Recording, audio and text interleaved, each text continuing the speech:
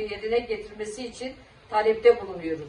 Bu sorumluluk kurumsal olarak Spiti'de olsa da biz halk olarak önderliğimiz için, bizler için açtığı yolun üzerinde sağlam adımlar ile yürüyen arkadaşlar olarak her daim bu insanlık dışı uygulamaların durumları için talepte bulunacağız. Uluslararası komplo dahilinde susan bütün kurum ve kuruluşlar bilmeleri gerekir. Biz halk olarak önderliğimizin özgürlüğü için her daim her yerde olacağız. Yıllardır Spiti'nin önündeki nöbeti yürüttüğümüz gibi bu kez de halk olarak Spiti'ye görevini yerine getirmesi için mektup gönderiyoruz. Biz sesimizi duyurmaya devam edeceğiz. Çünkü bu halk önderliğin özgürlüğüyle kendini özgürleştirecek.